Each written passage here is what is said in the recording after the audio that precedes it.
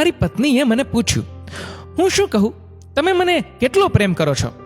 મેં કહ્યું, અઢળક. એણે કહ્યું, સાબિતી શું? પ્રેમ જાહેર કરવા તમે મારા માટે શું કરશો? મેં કહ્યું, અરે ગાંડી, બોલ બોલ, શું જોઈએ છે તારે? બહાર ફરવા લઈ જાઓ, ડિનર પર લઈ જાઓ, મૂવી જોવા લઈ જાઓ. એણે કહ્યું, અને હું તમને એમ કહું કે આ બધું તમે મારા સિવાય એક બીજી સ્ત્રી સાથે કરો તો? મેં જરાક હસીને કહ્યું, શું આ કોઈ ઓફર છે કે તું હજી જાગી નથી બરાબર? એણે કહ્યું, હા, ઓફર છે.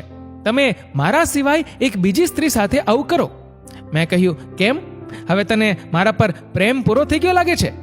એણે કહ્યું, ના ના, હું તો તમને ખૂબ જ પ્રેમ કરું છું, પણ તેમ છતાં મારી ઈચ્છા છે કે તમે એક બીજી સ્ત્રીને પણ ખુશ કરો, જેવી રીતે મને કરો છો, કારણ કે એ બીજી સ્ત્રી તમને ખૂબ પ્રેમ કરે છે.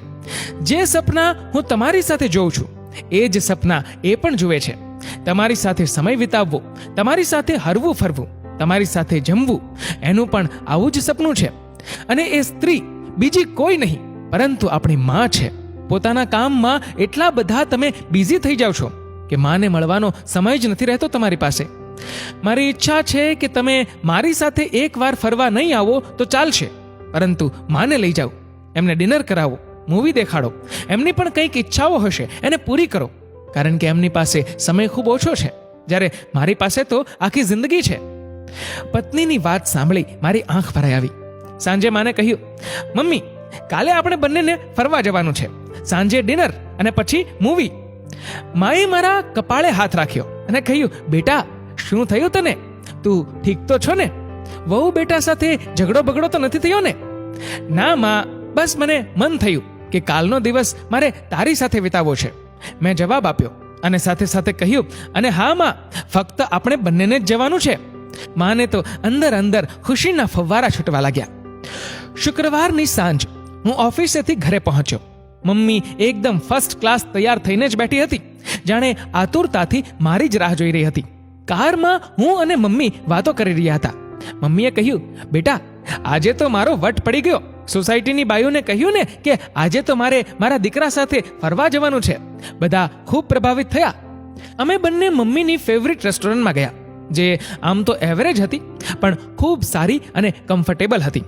અમે બેઠા અને હું મેનુ જોવા લાગ્યો. મેનુ વાંચતા વાંચતા મારી આંખ જરાક ઉપર ગઈ તો જોયું કે મમ્મી કેવી પ્રેમભરી નજરે મારી સામું જોઈ રહી હતી. મેં જરાક નૈણ ઊંચા કરીને સ્માઇલ સાથે ઇશારામાં જ પૂછ્યું, શું થયું માં? માએ કહ્યું, બેટા, તું જ્યારે નાનો હતો ને ત્યારે તારા પપ્પા પણ આવી જ રીતે મેનુ વાંચતા. જરાક યાદ આવી ગઈ.